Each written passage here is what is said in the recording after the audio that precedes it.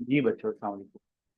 बच्चों, आपको ये बात पता होगी कि हमारे डिफरेंट कॉलेजेस के न्यूमेरिकल के 14 लेक्चर मैं आपके हवाले कर चुका हूँ। ठीक है। और आज ये मेरा 15वां लेक्चर है। आइए वहीं से अपनी बात दोबारा शुरू करते हैं जहां कंप्लीट हुई थी। तो सवाल मेरा बेटा ये है, मीथेन की कंबशन करी तो कार्बन डाइऑक्साइड बनी, इक्वेशन आपको नजर आ रही होगी। मीथेन को जलाया तो कार्बन डाइऑक्साइड बनी और वाटर।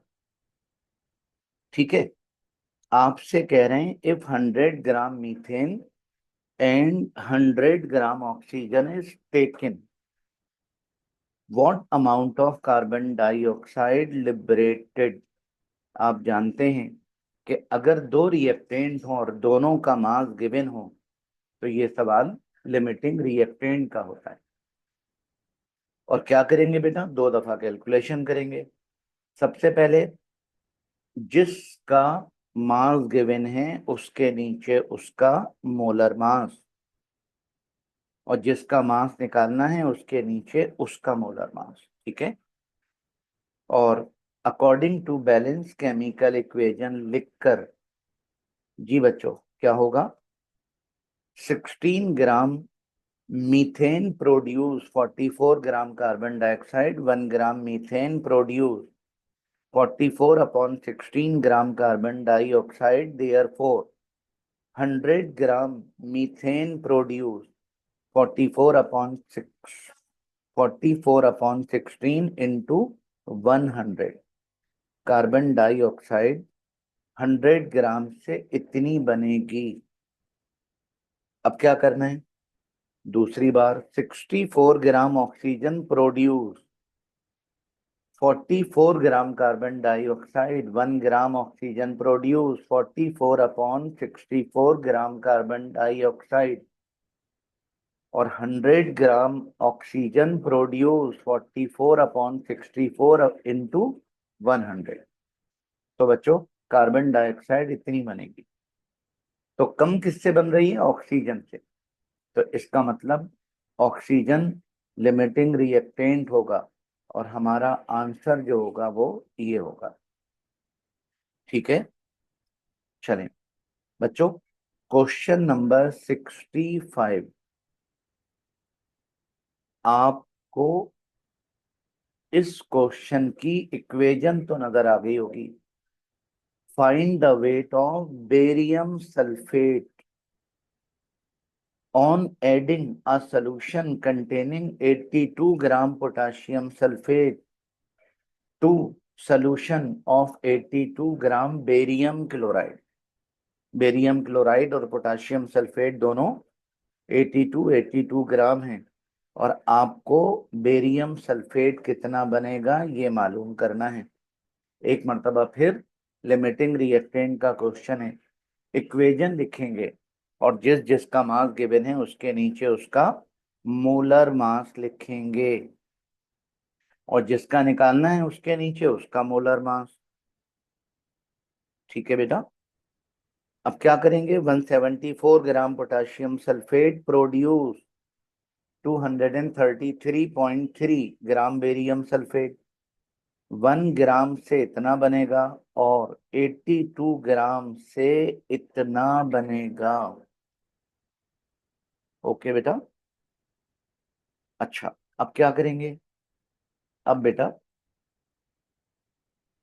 सिमिलरली 208.3 ग्राम बेरियम क्लोराइड प्रोड्यूस 233.33, और 1 ग्राम से जो प्रोड्यूस होगा वो बच्चों इतना होगा, और 82 ग्राम से जो प्रोड्यूस होगा वो बच्चों कैलकुलेट कर लेंगे। और इसकी कैलकुलेशन में बच्चों, इसकी कैलकुलेशन में क्या होगा, 230 233.3 डिवाइडेड बाय 208.3 और मल्टीप्लाई बाय 82। बच्चों आंसर आएगा 91.84 ग्राम बेरियम सल्फेट। एक कह रहा है कि इतना बनेगा और दूसरा कह रहा है कि इतना बनेगा, हालांकि रिएक्टेंट दोनों के बराबर हैं। तो समझ गए होंगे कि जिससे कम बन रहा है वो लिमिटिंग रिएक्टेंट होगा। बेरियम क्लोराइड लिमिटिंग रिएक्टेंट होगा और हमें जो प्रोडक्ट मिलेगा वो इतना होगा। ठीक है बेटा, ऐसे करके आप इसकी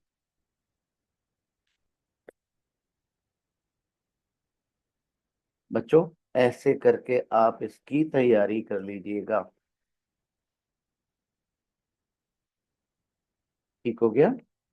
चलें, और अगली जो बात आपसे करनी है वो मेरा बेटा ये है। एल्युमिनियम क्लोराइड का सोडियम हाइड्रोक्साइड से रिएक्शन किया, एल्युमिनियम हाइड्रोक्साइड बना और sodium chloride. What is the minimum mass of aluminum hydroxide that can be obtained by reacting 13.4 gram aluminium chloride and 10 gram NaOH? इन दोनों को जब मिलाएंगे तो मिनिमम जो मास बनेगा वो कितना होगा? एक मर्तबा फिर दो रिएक्टेंट हैं और दोनों का मास गिवन है, तो लिमिटिंग रिएक्टेंट का क्वेश्चन हुआ। बताइए क्या करेंगे? जिस जिसका मास गिवन है उसके नीचे उसका मोलर मास, और जिसका निकालना है उसके नीचे उसका मोलर मास। ठीक है बेटा, अब जल्दी से बता दीजिए। 133.5 ग्राम एल्युमिनियम क्लोराइड प्रोड्यूस 78 ग्राम, 1 ग्राम से इतना, और 13.4 ग्राम से जो प्रोडक्ट मिलेगा वो इतना होगा। ठीक है बेटा, सिमिलरली जी बताइए, 120 ग्राम सोडियम हाइड्रोक्साइड से 78 ग्राम, 1 ग्राम से इतने ग्राम, और 10 ग्राम से जो बनेगा वो इतने ग्राम बनेगा। ठीक हो गया। तो पता चला कि NaOH से कम बन रहा है, तो NaOH लिमिटिंग रिएक्टेंट हुआ और हमें जो प्रोडक्ट मिलेगा बच्चों वो 6.5 ग्राम मिलेगा। ठीक है, आप इसकी तैयारी ऐसे करके कर लीजिएगा। आगे बढ़ते हैं बच्चों। रिएक्शन गिवन है आपको और आपसे कह रहे हैं 1.5 gram magnesium and 1.5 gram nitrogen react together. What is the actual amount of magnesium nitride formed, which is the limiting reactant? फिर वही बात कि दो रिएक्टेंट हैं और दोनों का मास गिवन है, तो क्या करेंगे? जिस जिसका मास गिवन है उसके नीचे उसका मोलर मास। ओके बेटा, और आपसे कह रहे हैं अमाउंट। अमाउंट का मतलब होता है मोल, तो जिसका अमाउंट पूछ रहे हैं उसके नीचे उसके मोल लिख दिए 1। बाकी सब कुछ वही होगा।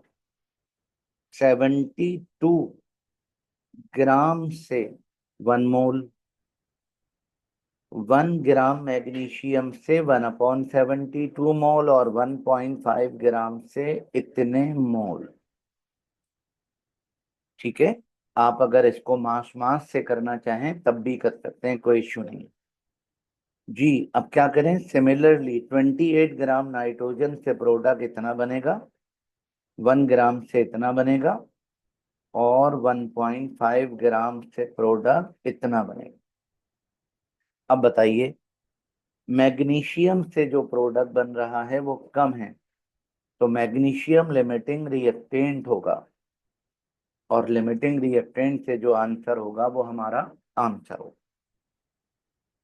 ठीक है बेटा, ऐसे करके कर लीजिएगा। Question number 68, 13.2 gram of a gas, नहीं पता कौन सी गैस, टेम्परेचर गिवन है, प्रेशर भी गिवन है और वॉल्यूम भी गिवन है। ठीक है, अच्छा, calculate molecular mass of the gas. बच्चों, मॉलिक्यूलर मास निकालना है, बहुत ही सिंपल सा क्वेश्चन है। क्या करेंगे, PV is equal to N R T, N को ब्रेक कर दिया। मॉलिक्यूलर मास निकालना है तो पीवी को नीचे ले आए, सारी वैल्यूज रख दी और यू मॉलिक्यूलर मास पता चल गया। ठीक है बेटा, इसकी प्रैक्टिस ऐसे कीजिएगा। 69, 1.7 ग्राम पर डेसीमीटर क्यूब, और आपको पता है डेंसिटी बराबर होती है mass upon volume. Mass upon volume का मतलब ग्राम पर डेसीमीटर क्यूब, मतलब ये जो हमें गिवन है ये डेंसिटी गिवन है। ठीक है, is present in a container at 400 kelvin and 200 and 2600 torr, find the molecular mass of a known gas. दोबारा मॉलिक्यूलर मास निकालना है तो टेम्परेचर को केल्विन में होना चाहिए और प्रेशर को एटीएम में, तो प्रेशर एटीएम बन गया। PV is equal to N R T लगाकर मोल को ब्रेक कर दिया, मास अपॉन मोलर मास। अब मोलर मास को उधर ले गए और वी को नीचे ले आए, मास अपॉन वी का मतलब डी। ठीक है, अब बेटा यहां से पी को हटा दीजिए, क्रॉस मल्टीप्लाई करके नीचे आ गया पी। सारी वैल्यूज पुटअप कर दी और मॉलिक्यूलर मास पता चल गया 16 ग्राम पर मोल। ठीक है बेटा, ये सब आपके भेजे हुए क्वेश्चन है मुझे। Question number 70, mole fraction of oxygen, ये हमारी बुक का सेल्फ असेसमेंट है। ऑक्सीजन का मोल फ्रैक्शन आपको गिवन है। Determine partial pressure of oxygen in air if atmospheric pressure यानी टोटल प्रेशर 760 टॉर है और ऑक्सीजन का पार्शियल प्रेशर मालूम करना है। बताओ बेटा, पार्शियल प्रेशर निकालने का फार्मूला आप सभी जानते होंगे, mole fraction into total pressure. तो मोल फ्रैक्शन भी गिवन है, टोटल प्रेशर भी गिवन है, ये पार्शियल प्रेशर पता चल गया। ये हमारी बुक का क्वेश्चन था। ठीक है, और 71 इक्वेशन देख लीजिए पहले। बच्चों, जिंक का कॉपर सल्फेट से रिएक्शन हुआ तो जिंक सल्फेट बन गया और कॉपर अलग। 1.27 gram copper sulphate when react with excess of zinc metal yield 0.392 gram copper metal. बच्चों, ये एक्चुअल यील्ड गिवन है, कैलकुलेट परसेंटेज यील्ड, और परसेंटेज यील्ड मालूम करने के लिए थ्योरेटिकल यील्ड का होना जरूरी है।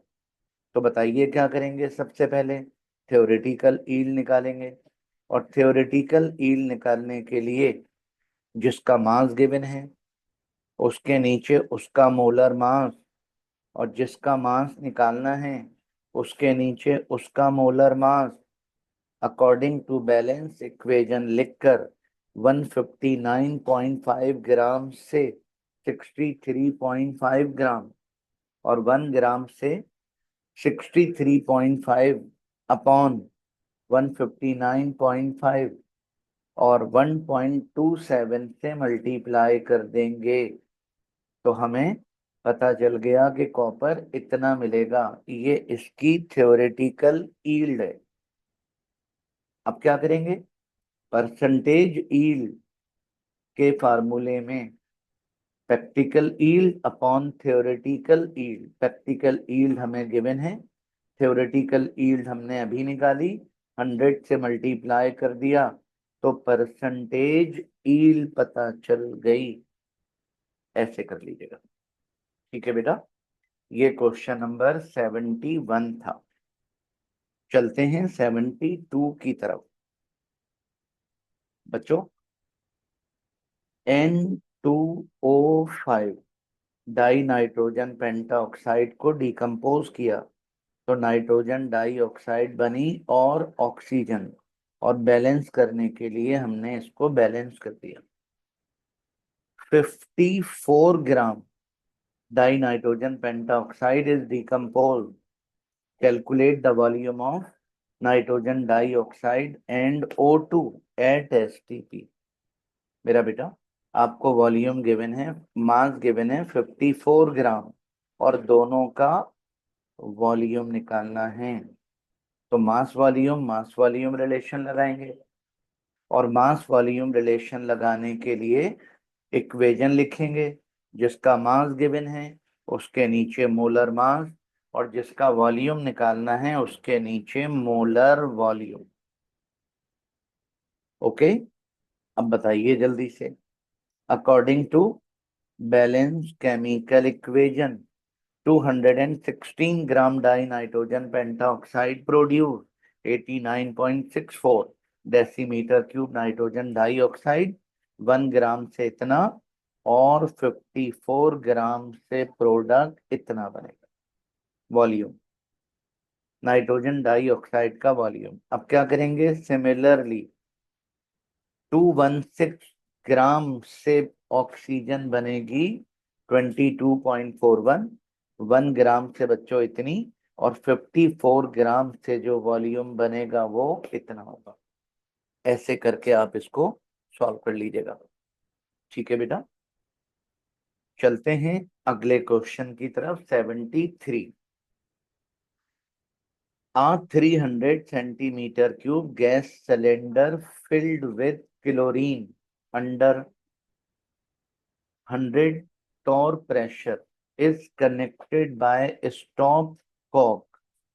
मतलब यूं हो गया कि एक सिलेंडर ये रहा, और एक सिलेंडर बच्चों ये रहा, और एक सिलेंडर ये रहा, ठीक है, ये रहा, और बीच में लगा हुआ है स्टॉपर, ठीक है। अच्छा, 300 वॉल्यूम इसका है, और 300 centimetre cube gas filled with chlorine, मतलब इसमें क्लोरीन है, और प्रेशर इसका 100 टॉर है।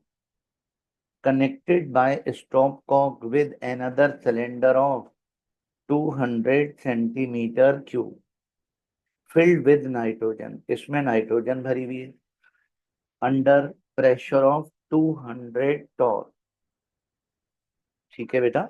वॉल्यूम भी 200 और प्रेशर भी 200। What will be the total pressure when stop cock is opened? बच्चों, क्लोरीन का वॉल्यूम 300 और प्रेशर 100, जबकि नाइट्रोजन का वॉल्यूम 200 और प्रेशर भी 200, ठीक है। स्टॉप कॉक को जब हटाएंगे तो दोनों गैसेस मिक्स हो जाएंगी। इसका वॉल्यूम 300 और इसका वॉल्यूम 200, 500, इसका भी 500। वॉल्यूम दोनों का बढ़ गया, प्रेशर डेफिनेटली कम हो जाएगा।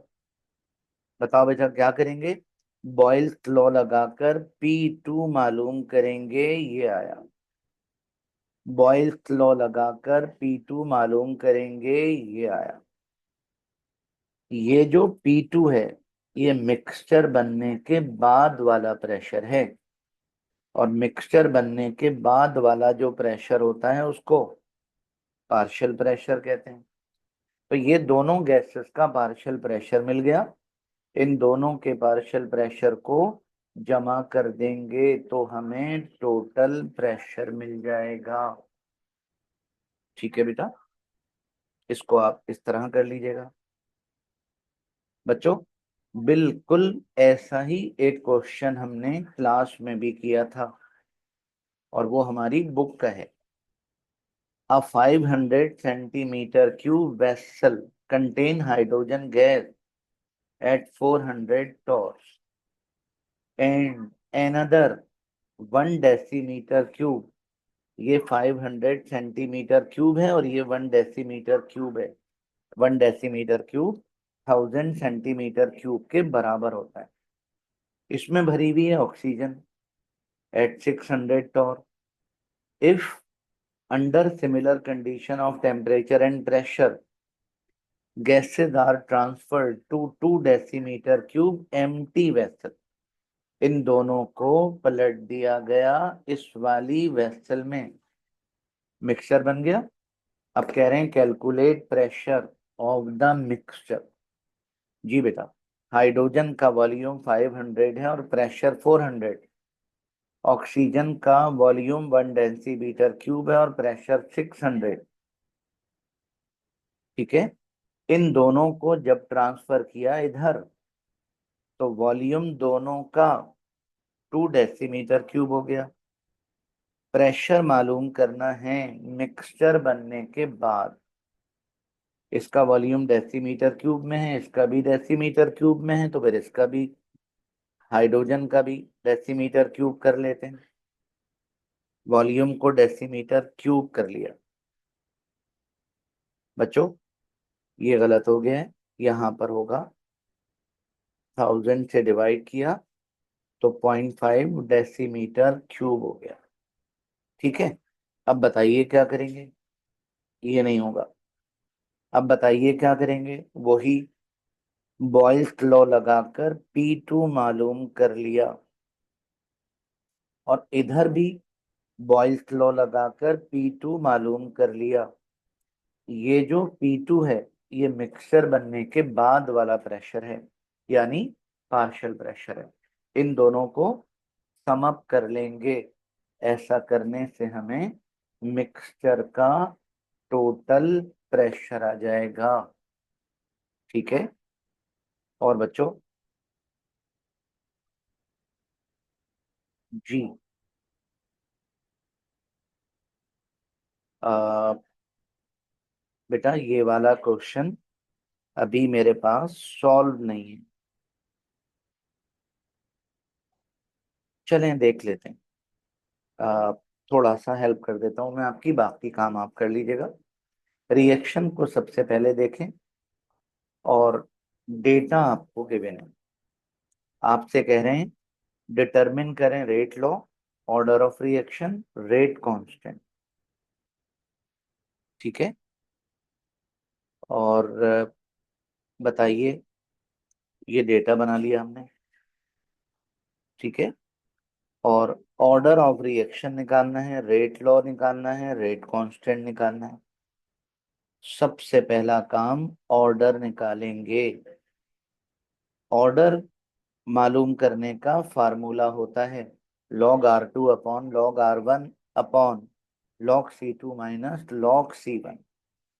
नाइट्रोजन मोनोऑक्साइड के अलावा किसी को मत देखिएगा। ये नाइट्रोजन मोनोऑक्साइड का C1 है और ये C2 है। अगर ये C2 है तो ये R2, अगर ये C1 है तो ये R1। R2 के लॉग में से R1 का लॉग माइनस, C2 के लॉग में से C1 का लॉग माइनस। ऐसा करेंगे जब आप, तो आपको आंसर, शायद ये आंसर गलत है, आप खुद से सॉल्व करिएगा। और बिल्कुल इसी तरह आपने क्या करना होगा, ऑर्डर निकालना होगा। बच्चों ये क्वेश्चन मेरे पास अभी प्रॉपर सॉल्व हुआ नहीं है। अगले लेक्चर में इंशाल्लाह मैं ये आपको करवा दूंगा। ठीक है। जल्दी से एंड कर लीजिए आज का लेक्चर। नाइट्रोजन का ऑक्सीजन से रिएक्शन किया तो नाइट्रोजन डाइऑक्साइड बना। 164.64 ग्राम नाइट्रोजन। बच्चों ग्राम दिया हुआ है, मोलर मास से डिवाइड कर देंगे तो मोल बन जाएगा। 518.4 ग्राम ऑक्सीजन, मोलर मास से डिवाइड कर देंगे तो मोल बन जाएगा।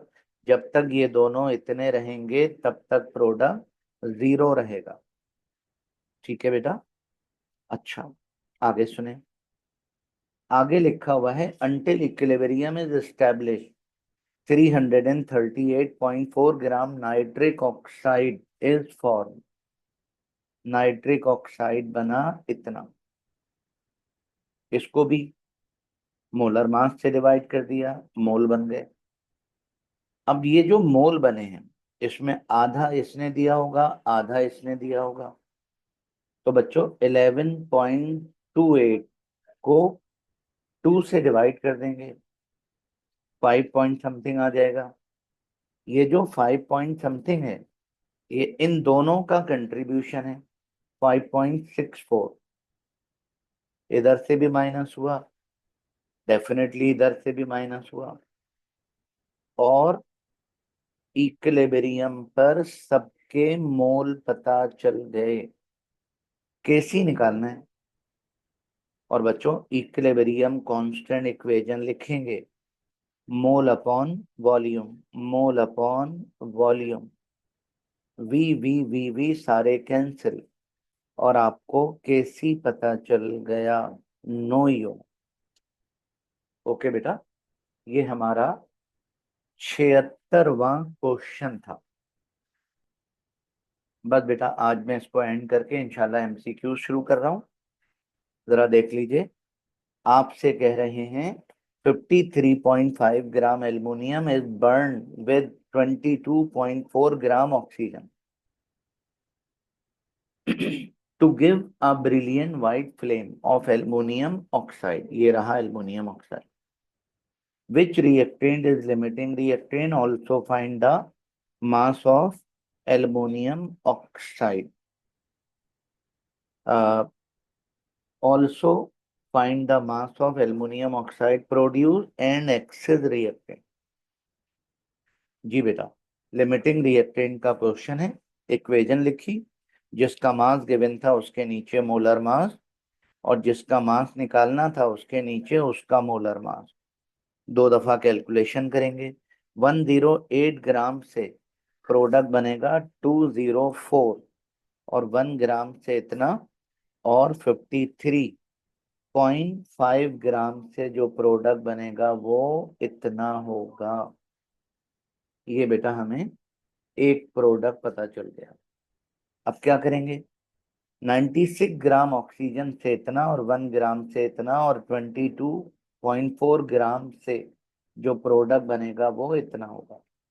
अब आप खुद सोचिए, ऑक्सीजन से कम बन रहा है तो ऑक्सीजन लिमिटिंग रिएक्टेंट होगा, और लिमिटिंग रिएक्टेंट से जो आंसर मिलेगा वो ही हमारा आंसर होगा। तो लिमिटिंग रिएक्टेंट भी पता चल गया, मास ऑफ एल्युमिनियम ऑक्साइड भी पता चल गया। अब क्या करेंगे? मास ऑफ एक्सेस रिएक्टेंट पता करेंगे। ओके बेटा, चलें। अब मुझे बताइए, अगर लिमिटिंग रिएक्टेंट ऑक्सीजन है तो एक्सेस रिएक्टेंट कौन होगा? एल्युमिनियम। अब एक्सेस रिएक्टेंट मालूम करने के लिए बताओ बच्चों क्या होगा? उल्टा चलेंगे। और उल्टा कैसे चलेंगे? 204 gram aluminium oxide is produced by 108 gram aluminium. 1 gram aluminium oxide is produced by 108 upon 204 gram aluminium. और हमें एल्युमिनियम ऑक्साइड मिला कितना है? 47.6। तो 47.6 ग्राम बनाने के लिए एल्युमिनियम जो रिक्वायर्ड होगा वो 25 ग्राम होगा, और है कितना? 53.5 ग्राम। तो 25 ग्राम कंज्यूम हो जाएगा।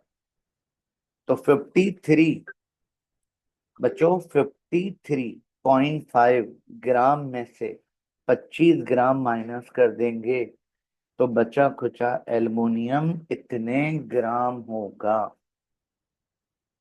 ओके, ऐसे करके आप इसको लाजमी कर लीजिएगा। चलते हैं बच्चों, सोडियम क्लोराइड का वाटर से रिएक्शन हुआ, क्लोरीन गैस बनी, हाइड्रोजन गैस बनी और NaOH। Calculate the volume of chlorine at STP। Chlorine का वॉल्यूम कैलकुलेट करना है।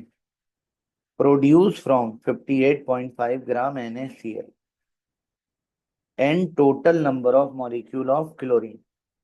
तो बच्चों, सबसे पहला काम, जिसका वॉल्यूम गिवन था, जिसका वॉल्यूम निकालना था, उसके नीचे उसका मोलर वॉल्यूम लिख दिया, और जिसका मास गिवन था उसके नीचे मोलर मास। ठीक है, calculate the volume of chlorine, chlorine का वॉल्यूम निकालना है। अब जल्दी से बताइए, according to balance chemical equation 22.41 22.41 decimeter cube chlorine is produced by 117।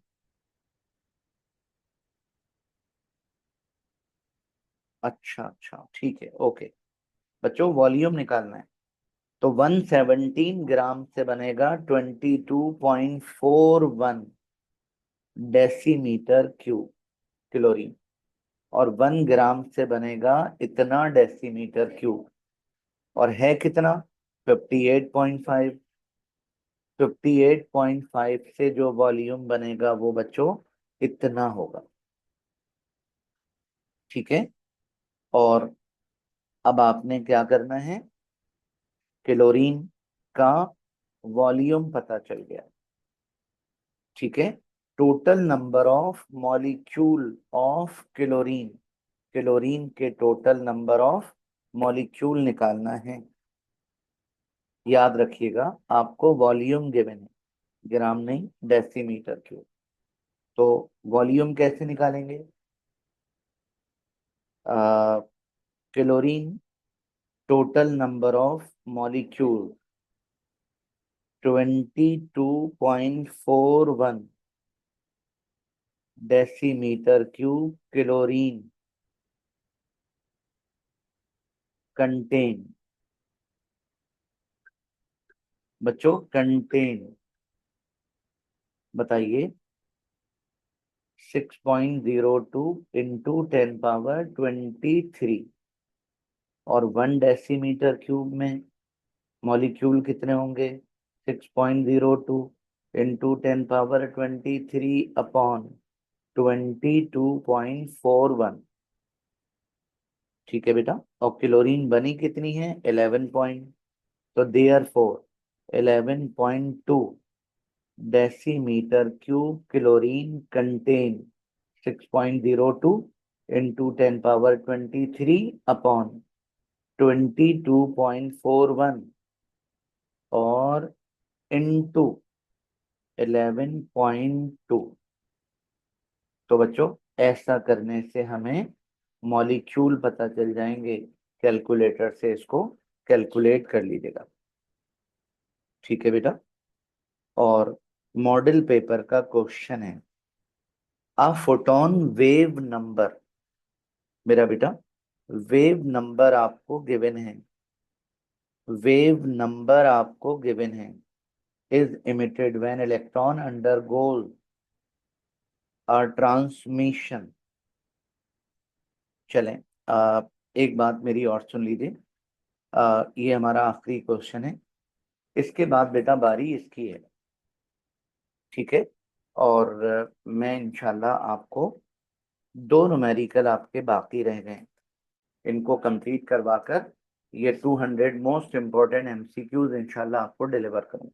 ठीक है, तब तक इन्हें अच्छा टाइम दे दीजिएगा और अच्छी तैयारी कर लीजिएगा। ठीक है बेटा, और अगर ये आपके काम आए तो दुआ में याद रखिएगा, और रिस्पॉन्स जरूर दीजिएगा, आप रिस्पॉन्स नहीं देते हैं। ठीक है, अल्लाह हाफ़िज़।